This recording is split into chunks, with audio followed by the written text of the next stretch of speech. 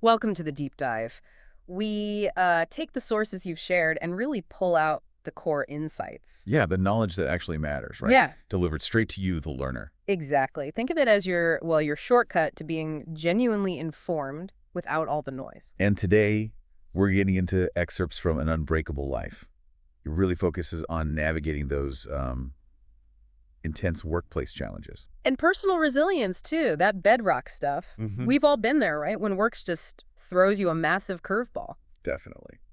So our mission today is to kind of unpack the crucial decisions, the mindset shifts you need when you're facing that kind of adversity at work. And it's not just about, gritting your teeth and getting through it. No, it's about coming out the other side with your integrity intact and actually building something better. Precisely.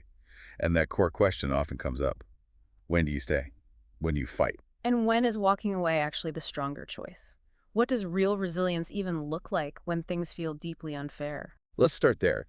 That courage needed to leave a place that's become, well, toxic. Okay, let's dig into that. The book paints a pretty stark picture of these dysfunctional workplaces. It does. It talks about how injustice can just become routine, Yeah. normalized, Right. And speaking up gets you shut down. or ostracized, yeah. And your integrity. It can even be, like, mocked. And the personal toll. The book really highlights that. Oh, absolutely. The more you try to be authentic, the more vulnerable you might feel, Uh-huh. the harder you push. The more exhausted you get. It's not abstract, is it? The author saw this happen. Yeah, to themselves, to colleagues, people just trapped. And it boils down to this really binary choice. Endure it or get out. But here's where it gets interesting. The book pushes back hard against the idea that enduring is always the noble path. Right. It talks about wearing that professional mask. Exactly, silencing that inner voice that's screaming something's wrong, Yeah. and how that just chips away at you, slowly. So the insight there is suppressing that voice for too long, that's not strength. It's corrosive. Yeah, the author saw it in really capable people. Right. Mm-hmm. They lost their spark, stopped contributing, Yeah. just survived. But then there's the fear of leaving. That's real too. Oh, absolutely. The book acknowledges it. Unemployment, uncertainty. Social stigma too, right? Especially in the Japanese context mentioned, where quitting can look like failure. Hmm. But the book flips that idea completely on its head. So. It reframes leaving not as, like, giving up, but as an act of fundamental self-respect. Okay, protecting yourself, your future. Exactly. Without needing anyone else's okay. It's your decision. The author mentions feeling lighter after deciding to resign. That's powerful. It really is that reclaiming of agency, realizing there was nothing left of value there. So the big lesson is walking away isn't weakness. Staying in decay, that's the real failure. Yeah. Giving up your values just to keep up appearances. The courage to leave defines your life's quality, really. Okay, linked to this is the idea that endurance itself isn't always a virtue. Right. And this is a big one. Many cultures, Mhm. including Japanese society, as the author points out, really glorify enduring hardship. It's seen as commitment, resilience, something praiseworthy. We're often taught, just bear it, push through, don't complain. But the book argues sometimes that kind of unquestioning endurance, it can lead to self-erasure. It drains your hope, your dignity. It can actually block your path forward. It mentions that common first reaction, I'll just try harder. Yeah. Or rationalizing the unfairness. Oh, that's just how it is. And the key distinction the book makes is between persevering towards a goal. Versus just enduring blindly. Without asking, is it actually changing anything? Or is it just draining me? Like the author's own example, enduring harassment, hoping good sales would protect them. And realizing it didn't. Their work was ignored. The environment didn't change. And the really tough insight. By staying silent, just trying to endure, they were kind of enabling it. Right. Which leads to this hard truth. Endurance can betray you if nothing's actually improving. If it's not protecting your job, your health, your self-worth, Then it's essentially self-abandonment. You're letting yourself down. so protecting your self-worth has to be the priority. Absolutely. Endurance makes sense only if there's real hope for change. When that hope is gone. Acting, often by leaving, becomes the rational, empowering choice. And maybe cultures glorify silent suffering because, well, it serves the organization right. Keeps things quiet. But our lives aren't meant to just uphold systems that deny our humanity. Precisely. Which leads to the author's personal rule. Which is? Before you commit to enduring something tough, really ask, is hope for change realistic here? And if the answer is no? Walk away. It's about knowing when to endure and, crucially, when to act. Okay. Now let's shift to that pivotal moment the author describes, receiving the dismissal recommendation. Yeah, and what's striking is how detached it was Yeah. in that specific corporate context. The softer method, suggesting voluntary resignation. Right. Giving this illusion of choice when really the decision was made. And the author's reaction, not anger initially, but this hollow stillness. Especially after performing well, that feeling of being disposable, regardless of contribution, it's jarring. And the reasons given are often vague, right? Fit future direction. While the real reasons, politics, cost-cutting, resentment, remain unspoken. But the author's response was quite methodical. Impressively so. No immediate emotional reaction. Instead, took time. Reviewed the contract, policies, Consulted experts too, labor union, legal help. and that's when they discovered the potential illegality under Japanese law of forcing resignation like that. Which is huge. Yet they chose not to fight it legally. Not because they agreed or had no options, but because staying even to win a legal fight would just drain their spirit more. So it was about defending dignity again. Exactly. That was the priority. It really marks that moment, doesn't it? When the illusion shatters that hard work alone guarantees security. And reinforces that core idea. Dignity is something you have to actively defend yourself. Which brings us to this idea of standing alone and how that can actually be a strength. Yeah, because the reality of confronting injustice inside an organization is often isolation. Speaking out makes you a target. And colleagues, they often stay silent to protect themselves. Understandably. The author shared that experience, reporting harassment, getting those "I get it, but I can't get involved" replies. It wasn't malice, the book suggests, just self-preservation. But it still leaves you isolated. Right, so the key insight is maybe don't expect others to rescue you at their own risk. Self-reliance becomes necessary. So the author decided, stop waiting for rescue, start protecting yourself. Gathering documents, getting outside advice, making independent calls when pressured. It sounds incredibly difficult, though. That solitary resistance.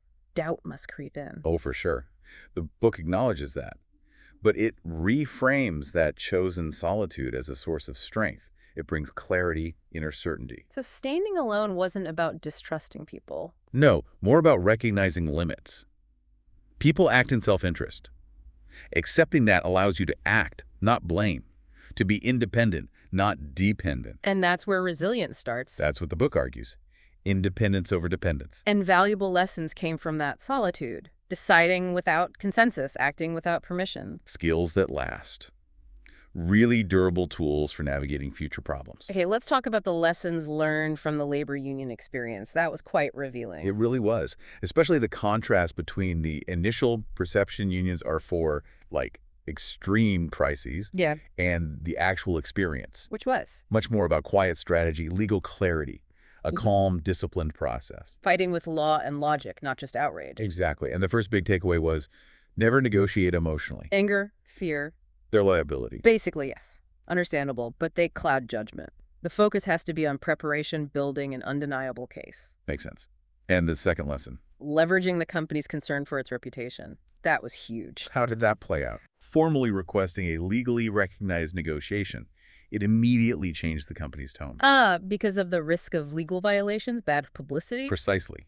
Suddenly they had to engage seriously. And the negotiation itself purely pragmatic? Very much so.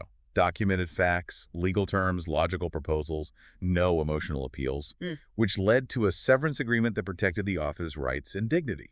So the lasting lesson there is knowing how to fight strategically, legally, calmly is as crucial as knowing when to fight. Absolutely. And remembering external structures exist if internal ones fail you. Which connects to the next point, the peril of ignorance. This felt incredibly important. The author's initial naive belief that, companies protect employees, fairness wins out. But the realization was stark. If you don't know your rights, you're essentially defenseless, disposable. Right. Those examples of unexplained pay cuts, the threatening email, the first reaction being confusion, not anger, because they just didn't know it wasn't okay. And the book stresses this. Employee ignorance is a huge risk. Some companies will act based on politics or convenience if they think they can.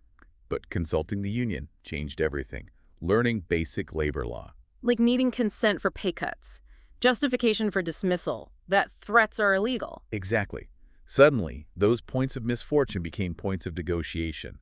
Knowledge turned the tables. So the core insight, Understanding your rights shifts you from victim to empowered actor. It really does.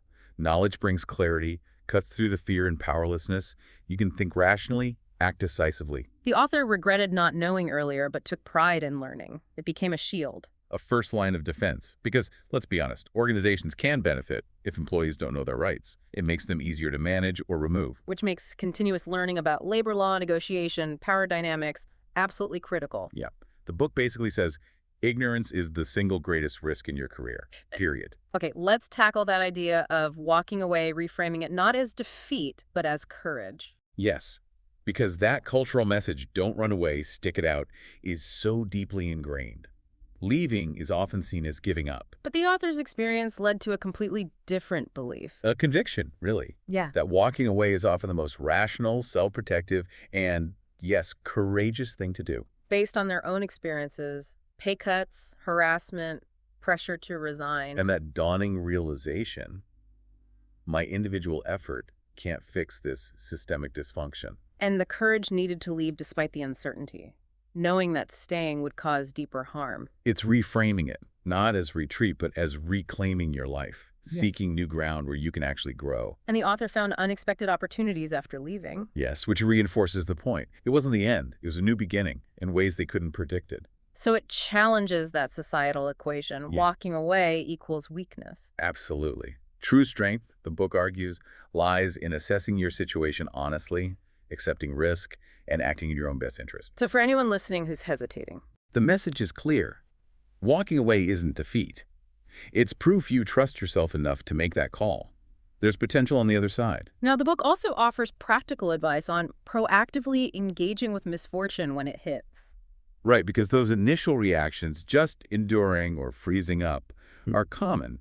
Instinctive, maybe. Like fight or flight, or freeze. Exactly. Hmm. But the author learned a different approach. Faced it directly. Understand exactly what's happening, even if it's painful. Even if it means giving up hope for an easy fix. So active engagement, not avoidance. That's the first step. Yeah.